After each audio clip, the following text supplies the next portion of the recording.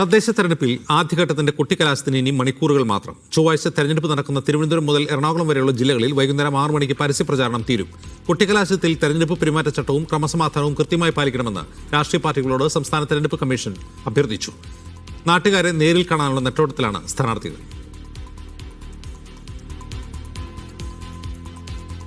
തിരുവനന്തപുരത്ത് നിന്ന് സുനിൽ ഐസക്കും കൊച്ചിയിൽ നിന്ന് ഷുക്കൂറും ചേരുന്നു. ആദ്യം സുനിൽ ഐസക്കിലേക്ക്. സുനിൽ, തെക്കൻ ജില്ലകളിൽ പൊതുവെയുള്ള പ്രചാരണം എങ്ങനെയുണ്ടായിരുന്നു? രാഷ്ട്രീയമായ വിവാദങ്ങൾ ഉണ്ടായോ തെരഞ്ഞെടുപ്പ് പ്രചാരണത്തിൽ?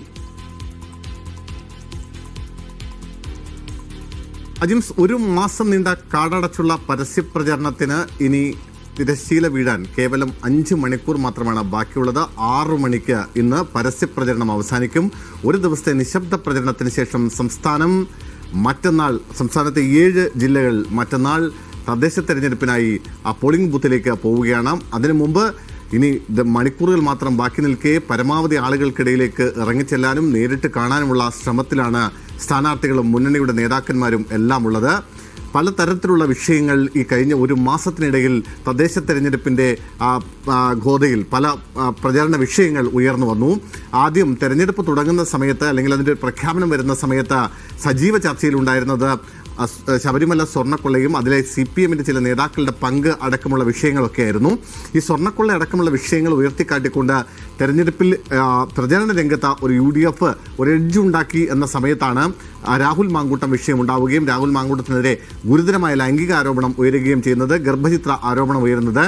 പിന്നീട് എനിക്ക് തോന്നുന്നത് കഴിഞ്ഞ ഒരു 10 ദിവസത്തിലധികമായി കേരളത്തിൽ സജീവമായി ചർച്ച ചെയ്തുകൊണ്ടിരുന്നത് ആ ആരോപണമായിരുന്നു. അങ്ങനെ രാഹുലിനെ മാത്രമല്ല, രാഹുലിനെ ആക്രമിക്കുന്നതിലൂടെ UDF-നെ കൂടി ലക്ഷ്യമിട്ടുകൊണ്ടുള്ള പ്രചരണമായിരുന്നു. പ്രത്യേകിച്ച് കോൺഗ്രസിനെ കൂടി ലക്ഷ്യമിട്ടുകൊണ്ടുള്ള, അതിൻ്റെ ചില നേതാക്കളെ കൂടി ലക്ഷ്യമിട്ടുകൊണ്ടുള്ള പ്രചാരണങ്ങളായിരുന്നു LDF വ്യാപകമായി നടത്തിയിരുന്നത്. അതിനിടെ ശബരിമല സ്വർണ്ണക്കൊള്ളയും സർക്കാർ വിരുദ്ധ വികാരവും മറ്റ് ചർച്ചകളുമൊക്കെ തെരഞ്ഞെടുപ്പ് രംഗത്ത് നിന്ന് അപ്രസക്തമായി പോകുന്ന ഒരവസ്ഥയുണ്ടായി. അതിൽ UDF-ൽ തന്നെ വലിയ അമർഷമുണ്ടാകുന്നു, നീരസമുണ്ടാകുന്നു. ഘടകകക്ഷികൾക്ക് തന്നെ രാഹുലിനെതിരെ നടപടിയെടുക്കണമെന്നൊരു ആവശ്യത്തിലേക്ക് എത്തേണ്ട സാഹചര്യം ഉണ്ടാകുന്നു. അങ്ങനെ രാഹുലിനെതിരെ കടുത്ത നടപടിയെടുക്കുന്നു. രാഹുലിനെതിരെ ജാമ്യ ഹർജി തള്ളിയതിന് പിന്നാലെ രാഹുലിനെ പാർട്ടിയിൽ നിന്ന് പുറത്താക്കുന്നു. അതോടുകൂടി അതുവരെ പ്രതിരോധത്തിൻ്റെ പാതയിൽ നിന്ന് കളിച്ചിരുന്ന കോൺഗ്രസ്, UDF പിന്നീട് പ്രത്യാക്രമണത്തിൻ്റെ നിരയിലേക്ക് ഇറങ്ങിക്കളിക്കുന്ന കാഴ്ചയാണ് നമ്മൾ കണ്ടത്.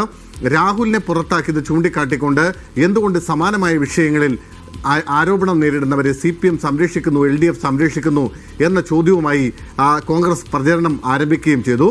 എന്തായാലും അതിനൊക്കെ അപ്പുറത്തേക്ക് ഏറ്റവും ഒടുവിൽ മറ്റ് ചില വിഷയങ്ങൾ കൂടി, മുഖ്യമന്ത്രി അടക്കമുള്ള ആളുകൾ തെരഞ്ഞെടുപ്പ് പ്രചരണവുമായി രംഗത്തെത്തുന്നതോടുകൂടി മറ്റ് ചില വിഷയങ്ങൾ കൂടി ഉയർന്നു വരുന്നുണ്ട്. എന്തായാലും വലിയ രാഷ്ട്രീയ വാദപ്രതിവാദങ്ങൾക്കൊടുവിലാണ് ഈ തെക്കൻ കേരളത്തിലുള്ള തെരഞ്ഞെടുപ്പ് പ്രചാരണത്തിന് കുട്ടിക്കലാശമാവുന്ന MK ഷുക്കൂർ കൂടി ചേരുന്നു കൊച്ചിയിൽ നിന്ന്. ഷുക്കൂർ, UDF-ന് കുറെ കൂടി പ്രതീക്ഷകളുള്ള ജില്ലകളാണ് മധ്യ കേരളത്തിലും, അതിലെ എറണാകുളം, ഇടുക്കി, കോട്ടയം ഒക്കെ. എന്താണ് അവരുടെ ഒരു ശുഭപ്രതീക്ഷ? എങ്ങനെയുണ്ടായിരുന്നു പ്രചാരണം?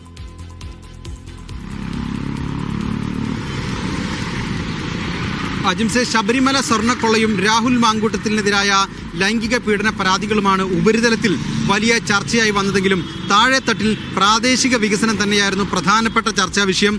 ഓരോ വാർഡും കേന്ദ്രീകരിച്ച് സ്ഥാനാർത്ഥികൾക്ക് പ്രത്യേകിച്ചുള്ള പ്രകടന പത്രികയും വാഗ്ദാനങ്ങളും എല്ലാം ഉണ്ടായിരുന്നു. ആ അർത്ഥത്തിൽ വാർഡുകളിൽ ഏറ്റവും നന്നായി പ്രചരണം നടന്നത് ആ വാർഡിലെ തന്നെ, അല്ലെങ്കിൽ ആ തദ്ദേശ സ്ഥാപനത്തിലെ തന്നെ വികസന പ്രശ്നങ്ങളാണ്. എങ്കിൽ പോലും രാഹുൽ മാങ്കൂട്ടത്തിൽ വിഷയത്തിൽ ഇടതുപക്ഷമുണ്ടാക്കിയ ഒരു പ്രചാരണ കോലാഹലത്തെ മറികടക്കാനുള്ള ഒരു പരിശ്രമം അവസാന ദിനങ്ങളിലും ഇവിടെ ദൃശ്യമാണ്. ഇന്നിപ്പോൾ VD സതീശിന്റെ മണ്ഡലമായ പറവൂരിൽ അമ്പലക്കള്ളന്മാർ കടക്ക് പുറത്ത് എന്ന ഒരു പോസ്റ്റർ ശബരിമല അയ്യപ്പന്റെ ചിത്രത്തോടെ ഒപ്പം UDF സ്ഥാനാർത്ഥികളുടെ ചിത്രത്തിന്റെ സമീപം പതിക്കുന്ന ഒരു സംഭവമുണ്ടായി. അതിൽ പരാതി LDF തെരഞ്ഞെടുപ്പ് കമ്മീഷന് പരാതി നൽകി. ആ അർത്ഥത്തിൽ ശബരിമല സ്വർണ്ണക്കൊള്ളയും അതുപോലെ തന്നെ രാഹുൽ മാങ്കൂട്ടത്തിലിൻ്റെ ലൈംഗിക പീഡന പരാതിയുമെല്ലാം സജീവമായി ചർച്ച ചെയ്യപ്പെട്ടപ്പോഴും താഴെ തട്ടിൽ ചർച്ച ചെയ്യപ്പെട്ടത് വികസന പ്രശ്നങ്ങൾ തന്നെയാണ്. ഇന്നിപ്പോൾ കൊച്ചി കോർപ്പറേഷനിലെ മേയർ M. അനിൽകുമാർ, അദ്ദേഹം മാധ്യമങ്ങളെല്ലാം കൂട്ടി ബ്രഹ്മപുരത്ത് സന്ദർശിക്കുകയും ഇവിടെ ഇതാ കാര്യങ്ങളൊക്കെ സുഗമമാണ്, നല്ല രീതിയിലാണ് ബ്രഹ്മപുരം മാലിന്യ സംസ്കരണം നടക്കുന്നത് എന്ന് മാധ്യമങ്ങളെയും ജനങ്ങളെയും ബോധ്യപ്പെടുത്താനുള്ള ശ്രമം കൂടി നടത്തി. ആ അർത്ഥത്തിൽ പ്രാദേശിക വികസനം തന്നെയാണ് പ്രധാനപ്പെട്ട ചർച്ചയായത്. കോട്ടയത്ത് കേരള കോൺഗ്രസ് മാണി LDF-ൽ ചേർന്ന് മത്സരിക്കുന്നത് കൊണ്ട് തന്നെ കേരള കോൺഗ്രസ് ജോസഫ് ഗ്രൂപ്പുമായി അവർക്കുള്ളൊരു മത്സരമുണ്ട്. ആ അർത്ഥത്തിൽ വലിയ ഒരു ഫൈറ്റ് തന്നെ കോട്ടയത്ത് കേരള കോൺഗ്രസുകൾക്കിടയിൽ നടക്കുന്നു. കോൺഗ്രസുമായും കേരള കോൺഗ്രസും തമ്മിൽ നടക്കുന്നു എന്നുള്ളതാണ്. ഒപ്പം തന്നെ ഇടുക്കിയിലും സമാനമായ രീതിയിലുള്ള മത്സരം തന്നെയാണ് നടക്കുന്നത്. മറ്റൊന്ന് മലയോര മേഖലയിലെ പ്രശ്നങ്ങളാണ്. അത് വന്യജീവി ശല്യവും ഒപ്പം തന്നെ കർഷകരുടെ പ്രശ്നങ്ങളും വളരെ സജീവമായി മലയോര മേഖലകളിൽ ചർച്ചയായിട്ടുണ്ട്. എറണാകുളത്തെ സംബന്ധിച്ച് ഏറ്റവും പ്രധാനപ്പെട്ട ചർച്ച നഗരവികസനം തന്നെയാണ്. ആ അർത്ഥത്തിൽ 1000 കോടിയിലധികം വരുമാനമുള്ള എറണാകുളം കോർപ്പറേഷനിലെ വെള്ളക്കെട്ട്, അതുപോലെ തന്നെ മാലിന്യ സംസ്കരണ പ്രശ്നം തുടങ്ങിയ വിഷയങ്ങളെല്ലാം തന്നെ സജീവമായി ചർച്ചയായിട്ടുണ്ട്. ഈ ചൂട്ടത്തും സ്ഥാനാർത്ഥികൾ അവസാനവട്ട വോട്ടുറപ്പിക്കാനുള്ള പരിശ്രമത്തിലാണ് എങ്ങും.